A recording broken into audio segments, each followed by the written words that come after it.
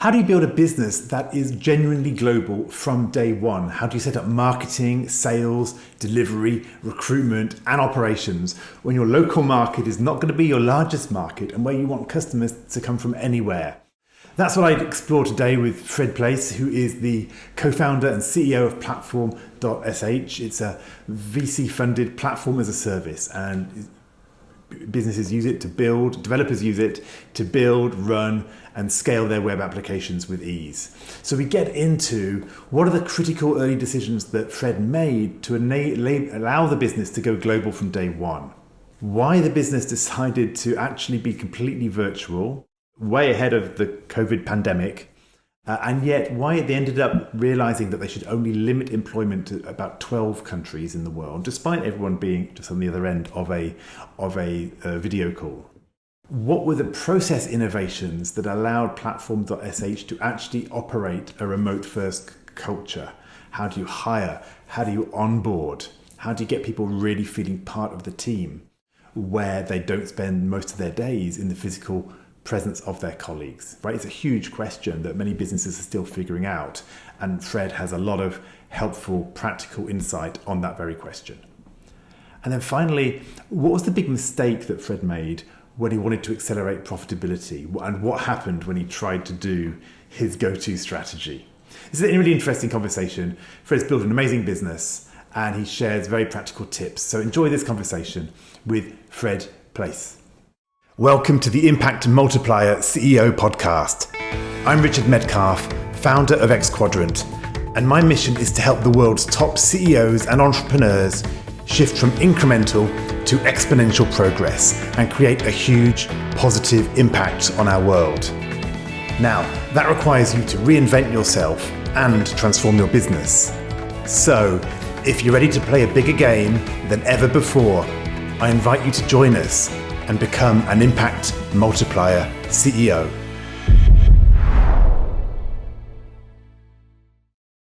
Hi Fred, and welcome to the show. Hello Richard, thanks for having me. Hey, you're very welcome. So this is going to be a fun conversation. First of all, you come from, I think you were born very near to one of my favorite holiday destinations here in France. But I know that you now live in LA. I'm here in Paris, so we've kind of swapped over at some point. Each of us in a slightly different country from where we were born. But what's most important, really, is what you've been building over the last, 9 years, which is a really interesting business called Platform.sh. And I've got some really interesting questions, I think, to ask you around that. But perhaps why don't we just start at the beginning? What is Platform.sh, and kind of why did you decide to build it, and where is it now? Cool. Yeah, no, absolutely. Thank you very much for the welcoming moment here. The Platform.sh is a cloud application platform, which we are solving a problem that when you're building an application or we're building a website, people don't necessarily realize if they're not in the industry, but shipping it to the cloud is nothing easy. It's not a solved problem. It's actually the source of plenty of time spent and time sometimes poorly spent. It's actually very time consuming. It's also tricky. You can make mistakes. You can actually introduce bugs in your software that hit productions and then bothers all the end users of your application. So it's a tricky problem. And what we've done with Platform.sh is to solve the problem. Is we've built a product that makes it intuitive, smooth and really efficient as well for developers to actually find a way to sustainably, write their code, ship it to production without breaking the production side, breaking the production app, without introducing bugs, with a lot of guardrails and finding ways to make sure that the application is going to run quickly and fast and serve pages quickly for the users. And all of these, these problems are really solved with Platform.sh. So that's the business we've built back in 2015 with my co-founders in France, and we made it as you said, a global business. So what does it mean for you to be a global business? Let's just understand what does that look like for you right now? Yeah, I mean, it's so global business. What I mean by that is we get customers in I think more than 70 countries, and team members in 25. So not exactly global, but it's very international for the least. We were born in France. I think the revenue in France are approximately 10% of the revenue globally. So, really global. We, quite frankly, we've been very focused at Western Europe and North America more than the rest of the world. So when I say global, I'm thinking really Western countries more or less here. But yeah, it's been it's interesting. It's an interesting product that was launched and built through go-to-market channels like mostly marketing and product led. Which at the end of the day, we've got customers in many countries. We've got all sorts of industries. We've got some very large companies, some of the largest ones as customers. Thinking Nestle, I'm thinking BNP. But we also work for startups, so it's actually a very interesting mix of customers. We have approximately 7,000 customers today. Okay, amazing, right? So you got all these customers, 10,000 customers in, I think it said 75 countries. Your employees are across at least 25 countries, and as you said, your home-based revenues, if they start building in France, is quite a small share of it at this point, which is very different, right, for many companies who end up having a home market where they get 70% of their revenues, right? So one of the things that we've talked about before getting onto this call today is around the mindset that you had from day one, which is we want to build this as a global business because it's a global market, right? Helping people upload to the cloud and run their applications in the cloud is clearly a global problem. It's going to be pretty much the same problem in France as it is in the USA or in Japan or anywhere else at this point. I guess there might be some differences in which cloud operators people are using, but yeah, it's a global market, and so you've had to build your business very specifically to, I guess, find the right talent to support this growth and to find the right customers independently of where they are. So as you kind of started with your co-founders in Paris, I know you all later than I think moved to the USA, but when you were first starting, what were the key decisions you actually made, the structural decisions which set you onto this path so successfully? Right. Yeah. No. We the Platform.sh is a team story. We started 3 co-founders, the business back in 2015, as you said, in Paris. And I think the vision we had for that market was our users are going to be developers. And what's very specific about developers today in the world we live in is they all speak and write English very proficiently. They have to, most of the coding, everything is in English. All the tutorials are in English. I mean, most of them.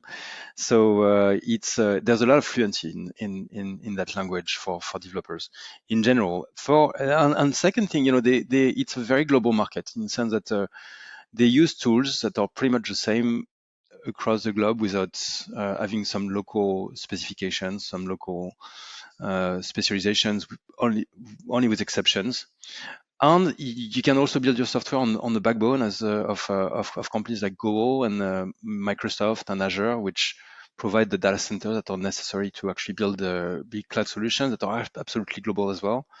So it makes it actually both feasible and actually very viable to be able to scale a business from day one that will just like transcend the borders and be able to actually hit customers anywhere. And so with that in mind, we made some simple but not necessarily obvious decisions, which, for instance, we're French, but we're not building a website in French. We're only focusing on building a website in English. Our support would be 100% English. We wouldn't do phones because phones is too demanding. So we decided to actually start with for many reasons, but the support was actually only through tickets and only in English.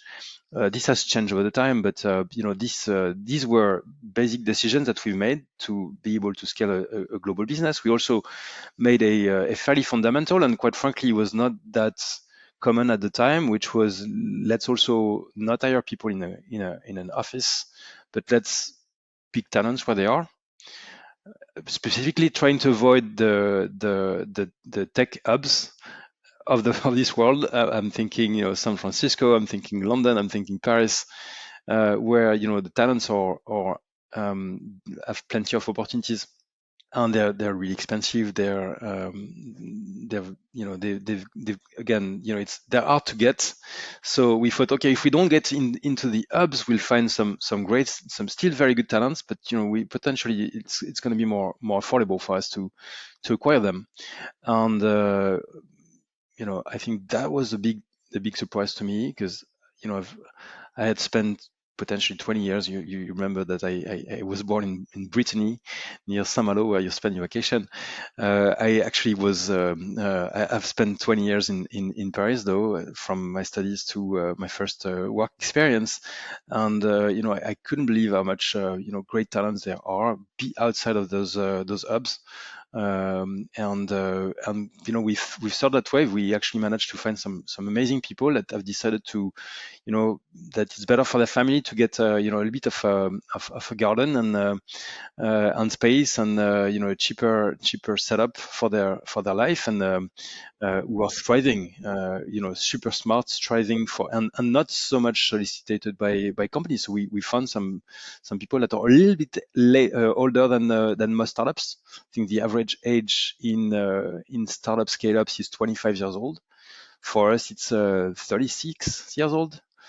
So it's a decade more, which actually we love the fact that we get more experienced people. It's probably also because it's a stage of their career where they're very autonomous. They know what to do at work.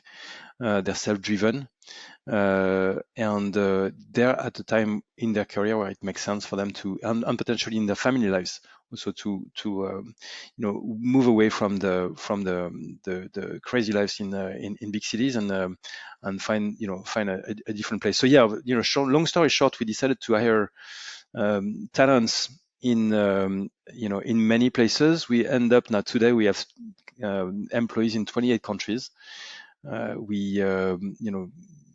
At some point we were saying we hire everywhere and anywhere. It's no longer the case. We've got restrictions. We're trying to solidify and make sure that we are actually focusing our recruitments on I would say only 12 countries today, just for the sake of. Why is that? Why did you decide to focus in?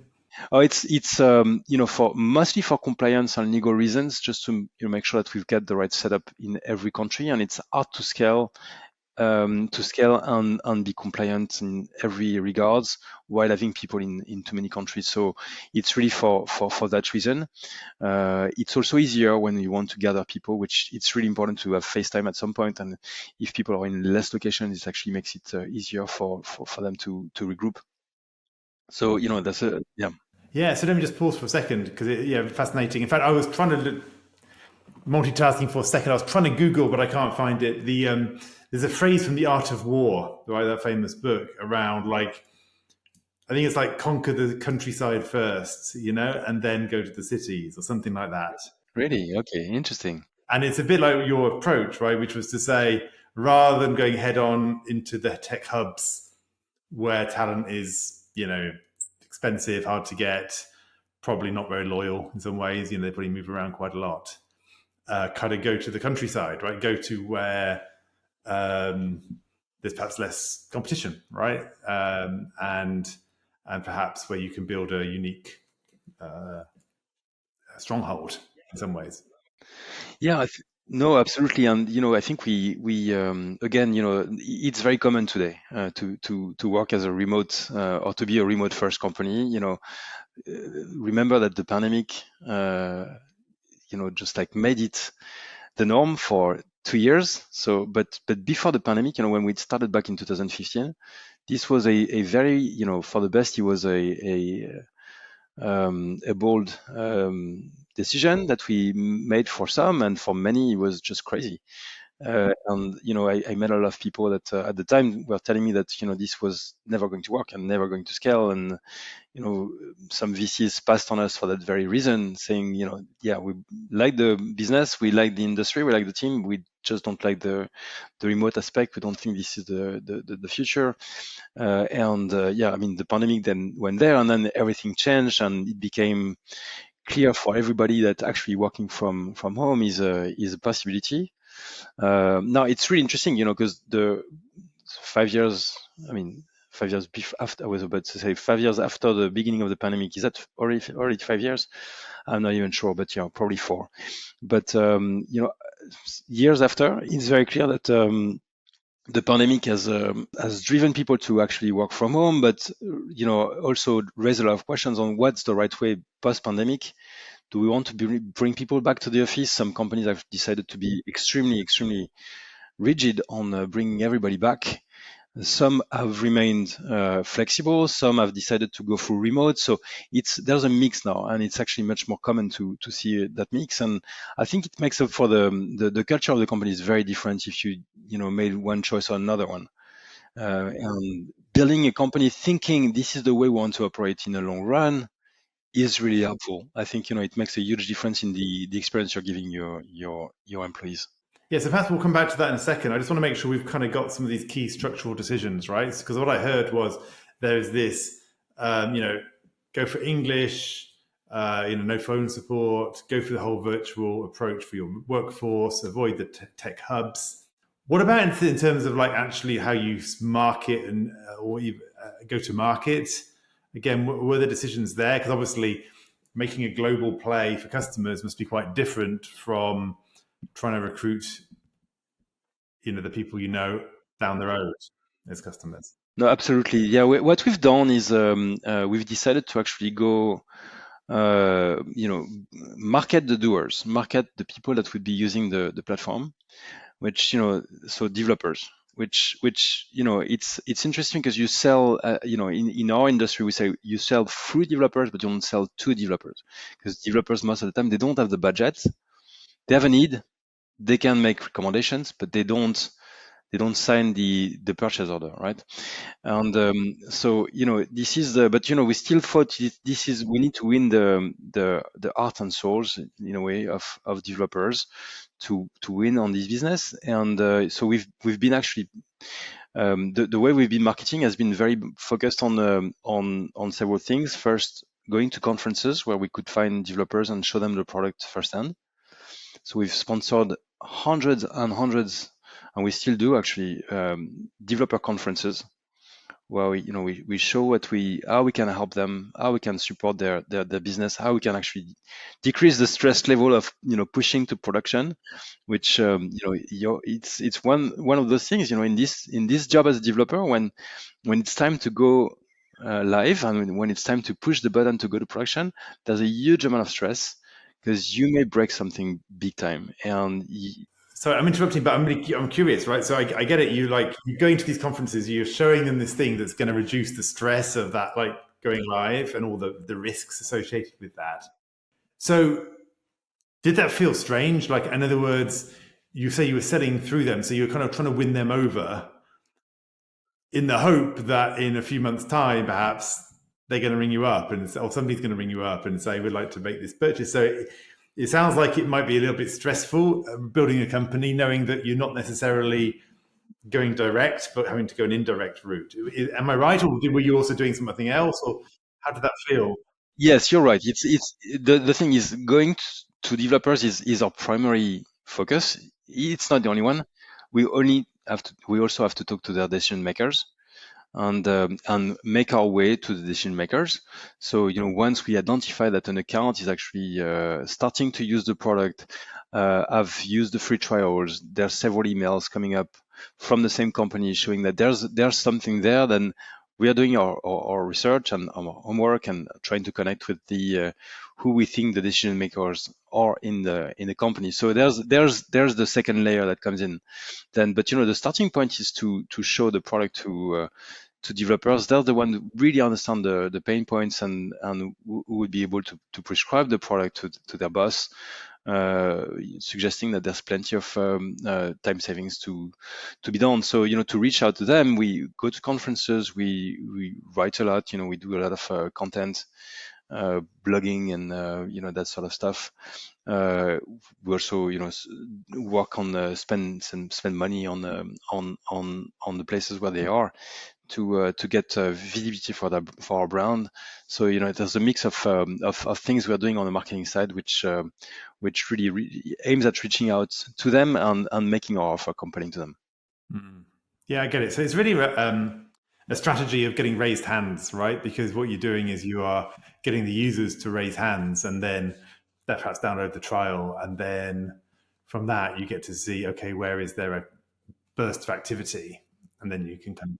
Right, and as you really rightfully said, this is mostly an inbound strategy in the sense that we're not so much reaching out. We are waiting for people to contact us, which it's which I think is a very scalable model, but it's also demanding because you have to make sure that you find a way to actually get attention from the people you're targeting, which is not always easy. Yeah, absolutely. So great. So now let's kind of zoom out. So is there anything else you'd say in terms of these key pillars, right? So we've got, the keys, the early decisions of language, where you're going to hire people from, how you're going to set up the business, the kind of go-to-market model, which is more inbound, right? Conference led.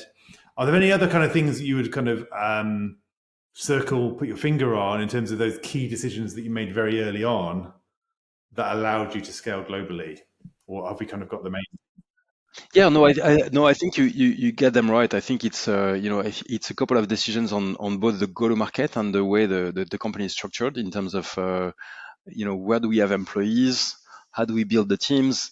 There's we also one more thing on the team, which for instance it's very common to have all your engineering team in the same place. It's not the case for us.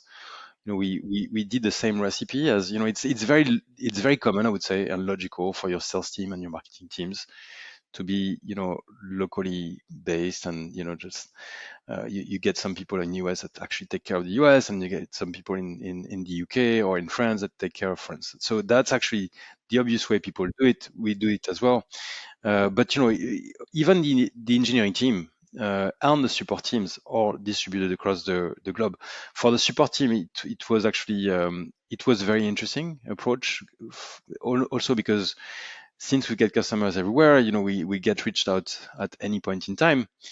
If you get all your teams supporting your customers in Europe or in, let's say, the US or in India, then it's only one time zone, and you have to set up some rotation between your teams, and some people work at night, and which it's a nightmare. It's actually the best recipe to not keep to not keep employees very long, because people who can actually switch from a night job to a day job will do it immediately. We use the time zones. We have a team that actually, so the operation starts in Europe, and then it moves to the US, and then it moves to Asia Pac, and so there's a continuous rotation of people that are actually living, supporting our customers regardless of where the customers are coming from initially, but during that time zone. So in the middle of a night of a British customer, it's likely that the answers will come either from the west coast of the US or from APAC, but with the same understanding of the customer's problems and the context. So we've organized the team, to have a follow the sun approach on support, which was actually very efficient, and which proved great in terms of retaining talent. I hope you're enjoying this conversation. This is just a quick interlude to introduce you to two transformative programs that we run. The first is Rivendell, my exclusive group of top CEOs who are committed to transforming themselves, their businesses, and the world. It's an incredible peer group and a deep coaching experience that will push you to new heights, no matter how successful you've already been. The second is Impact Accelerator, a coaching program for executives who are ready to make a big leap forward in their own leadership. It's regularly described as life-changing, and no other program provides such personal, strategic clarity, a measurable shift in stakeholder perceptions, and a world-class leadership development environment. Find out about both of these programs at xquadrant.com/services. Now back to the conversation. So talk a bit about how you create a high performance culture, engaged people really being creative and not just kind of waiting for calls to happen. So how have you found you've been able to create this, and especially perhaps with this dispersed engineering team, right? So what are the kind of ways you've had to innovate how you operate as a business to kind of really create that remote first culture? Yeah, no, absolutely. Well, first, I think of course, you need to be really, really careful on recruitments and find the right methods to identify the right candidates and pick them up. I think starting with avoiding as many mistakes as we can avoid on recruitment, is where everything starts. If you get the right talent in your team, things are going to work. But you have to set up. Well, what have you learned about that? I mean, yeah, I mean, like, what have like, what's like one thing you've done in that, to kind of really make sure that you do recruit the right people, perhaps even if you can't see them face to face and whatever. Maybe the first thing we've done is actually communicate about the fact that we are a remote first company, which again in 2015 it was a differentiator. It's way less now, but it still kind of is. But it was a very big differentiator by the time. And quite frankly, that worked really well for us. The number of spontaneous application we get every year is almost 10,000. Well, we have 3 people on board and we receive 10,000 resumes a year, which when you think about it, it's really an amazing ratio. And I think that's we managed to get some high visibility on our employer's brand through talking about remote and how we are building a model that is remote. So that helps a lot, because when you get a lot of people that want to work for you, then the selection is much easier than if you have to reach out and go after them. So I think that's one of the things that we've done correctly. And then we've also hired some really great talent acquisition that are really good at making sure that the candidates, the applicants that the managers like are going to be a fit from all the other aspects that they may not have thought about, beside their ability to do their job, which is fit to the culture, make sure that they get the right condition to be working from home decently, and they're not going to be working for instance in a one room apartment where there's 3 kids around all day long, that sort of stuff. So making sure that we've got that well understood and secured. And sometimes we have that scenario, but then we'll recommend to the person to take a shared office room somewhere else, so it can be focused, or she can be focused. So I think it starts with that, and then it's about setting up the culture for people to work harmoniously together. So it's about setting up as clear objectives as you can. It has to be very clear, especially if you get a team that is that distributed, that doesn't have a chance to talk, to have the small talks that you may have, around the cooler machine or the coffee machine.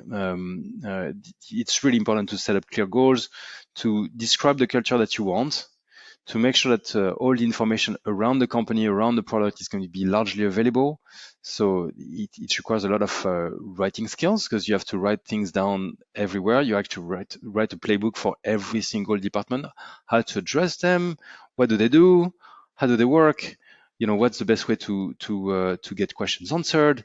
I mean, all of this needs to be clarified, because when you think about the experience for a person joining a remote company, the first Monday, they're coming in and they're still at the same home that they've lived, but they're entering the company through maybe Slack or through a video call, and that's their experience, right? So it's not very, it's actually, it feels very much continuity. So how do you understand the culture? And so all of this has to be well communicated, has to be available.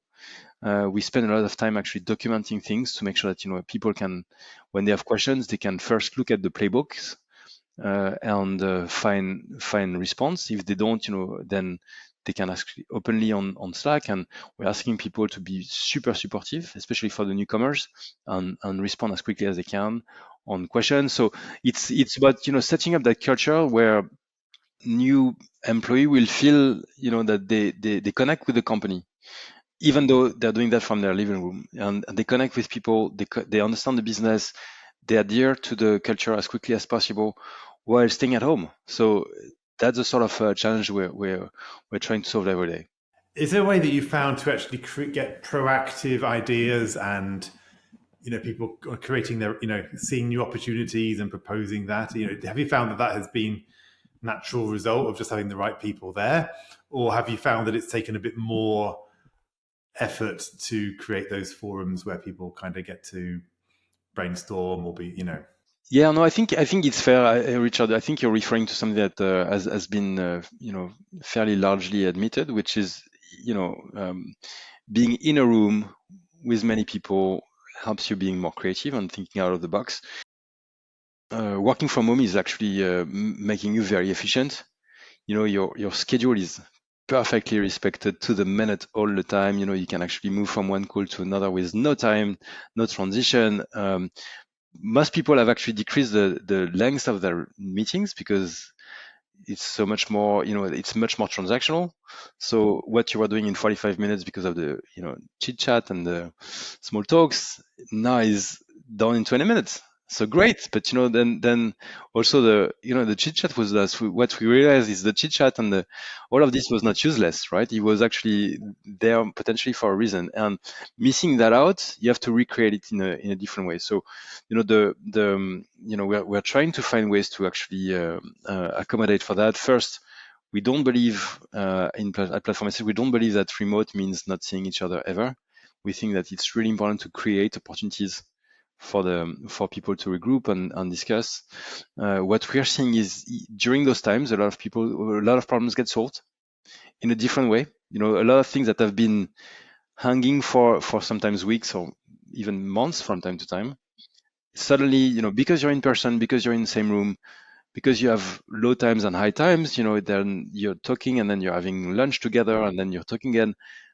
You find solutions much, much, much faster in a way. So we love the idea of alternating, like the efficiency of, I'm at home, I'm really focused, I'm getting things done with okay, I'm meeting with my colleagues. This social experience is exciting. It's great.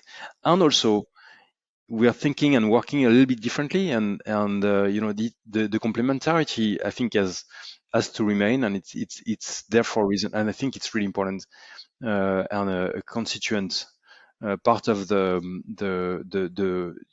way you can actually a company remote first work efficiently. Yeah, I love it. Do you have a particular rhythm that you try to adhere to? How often do you expect people to kind of get together? Yeah, we are currently trying to figure it out, quite frankly, because we made a big mistake, quite honestly. 3 years ago, we thought, okay, we need to do some, we need to get to profitability. This was a time where the tech market has changed. We've raised money, we VC funded, and quite frankly, we were burning too much money during a year, which we needed to do something about it. So we decided to actually do some cuts. And one of the ones we've done is in-person meetings. We actually almost crashed the line, and the impact was very sudden. We saw that this actually helped people in a way. They loved those gatherings. They thought it was actually a tremendous reason why they joined Platform.sh in the first place, because those meetings are really fun and great, and it's lovely to see everybody and to spend time actually together, and it's also very efficient. And not doing it, we saw that there was a lot of insatisfaction from our employees, and also the quality of the work decreased. So lesson learned, and we reset that budget. And last year we reset actually a very significant budget when you have 300 people and some have to fly around for. I mean, it goes up very quickly. And so last year we did set up a travel and expense budget, which was really meaningful already. We're still going to increase next year. So we're trying to find my gut feel. It's not the same for every department. I think it's a little bit cliche what I'm going to say, but the sales teams are probably more eager for in person than the engineers, and so it's not necessarily the same frequency that you need for both populations. So we're trying to set it up team by team, and to actually create more of a bottom up approach on that question than a top down rule. Yeah. But are you thinking more along the 3 to 6 months kind of rhythm? Or is it more like, is it 1 to 12 months? Like, what's your kind of rough idea? It's more like quarterly,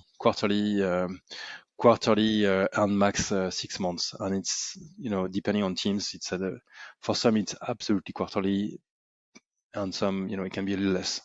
Yeah, makes sense. Makes sense. But this is really fascinating. So I'm just aware of time ticking on. I have two questions which I love to ask every guest, so I'm going to ask you those.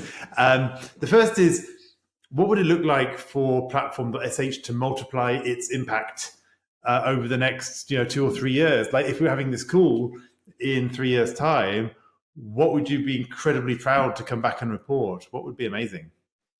Yeah, no, thanks. I think there's one thing that we haven't talked about, which is dear to our hearts and really at the core of the mission, which is what we do is Platform Message. Again, we run production for our customers. What does that mean? Basically, we set up some really large servers for them to get applications to run over them, and sometimes it's huge. And this is not virtual. It's called cloud. It's nothing virtual, right? It's not vaporous. It's actually hardcore data centers that are big white rooms with tons of servers and a huge amount of firepower in terms of energy to supply those data centers.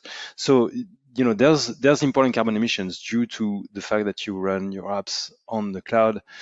And part of our promise to the customers, beyond giving them a good intuitive experience on deploying and making sure that securing their application, is to decrease their carbon emissions while using us.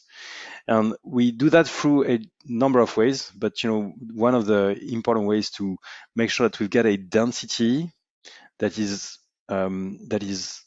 super strong for the application. There's a lot of wasted resources in IT, and we are not wasting at all. So we're very, very lean, and we are making sure that every resource we are using is going to be well used and mutualized. So the numbers we see, and we've got a firm to audit that. We see that we can actually have sometimes decrease the amount that they would spontaneously use by a factor of 12. So as much as 12 times. So 12 times less firepower on computing to run the same app with the same speed. So it's drastic. So that's one of the things we're doing every day, and our engineering teams are really focused at making sure that the density and our ability to leverage every piece of computing power is well used. And the second thing we're doing is we also realize that the data centers are not isolated in terms of their energy. They all more or less rely to the grid energy, to the electric grid that is around them. And so we're pushing for customers to use data centers in regions where the electric grid is carbon efficient. And that has a massive impact. And let me just give you a single example. If you're running it if you're picking a data center which is in Germany, which I love Germany, but Germany is full of gas, and as we all know now with the news, there's a lot of gas and coal versus Sweden, which it's mostly hydraulic and wind. The difference is 1 to 20. It's 400 grams of CO2 per kilowatt hour on the energy grid in Germany. It's 25 on average in Sweden. So it's decreasing in Germany, but it's not decreasing fast. But it's a 1 to 20 difference, right? So if you want to generate less CO2, you got to pick a region like that. And we're giving an incentive, so on a financial incentive. So we decided to actually decrease our price by 3% if you're picking a region which is going to be low intensity versus high intensity. So helping people to consider something else, and because people will go to the closest data center thinking I'm going to limit the time to first byte, and but that's actually, the difference is very small, but the carbon emission difference is huge and nobody knows about it. So we're trying to to raise awareness there. And so to answer your question, in 5 years, if we manage to get all our customers on clean regions, we'd be extremely happy with that result. Yeah, I love it. Amazing. I think it's great that you've got that kind of second mission, right? Within this, I often talk about having a goal with a rider. So you're growing your business, and at the same time, there's this other rule that determines success, right? And the other rule in your case is, moving customers to clean regions, right, or to reduce the overall emissions. And Exactly, and we think we can do both at the same time. Just like make the experience intuitive, and nice side effect. Also, you're decreasing your carbon footprint. For some, it's really important. For some, it's not that important. So some don't value that as much, but still, we're seeing a trend where customers value that more and more, and so that's very encouraging. yeah, beautiful. And then my last question, really, Fred, is how are you going to need to evolve and change as a leader for you to multiply your impact, right? Because we always have a way that we operate that's got us to where we are, really good. And yet we know that if we reinvent ourselves, a new area of leadership and impact is going to open up. So what comes to mind when I ask you that question? Like, what's an area which you feel might be your own learning edge for you? Yeah, no, look, it's a great question, and quite frankly, in the past 9 years, I think I changed my leadership style drastically already. Hopefully for the best, but it's also the mission just changes completely over the years, right? When you have a 300 people team as we have today, it's very different than when it's only three of you, and you get to be an orchestraman and basically build and do things by yourself all the time. So this has changed drastically. I think what the company needs of me is to, I think, focus really as much as I can on the future, on the culture, on the strategy, and less on micromanaging and doing things myself, which I'm naturally tempted to do because I love doing stuff, and I love to be getting impact short term. So I'm trying to basically fit the costume of a 300 to 1,000 people CEO, which I'm learning as we go. So but at least I think the fact that I understand where I want to go is already a good step. So trying to try at getting that as quickly as I can. Yeah, beautiful. So Fred, this has been a great conversation. I've really enjoyed kind of exploring the way you built your business, whether it's culturally or how you'll go to market, or how you recruit employees, how you've built this global business from day one. And I think just now getting into a bit about the heart of that, about the mission behind the mission as well, and the bigger impact that you want to make in the world. So if people want to get in touch with you or learn about the business, where's the best place for them to go to do that?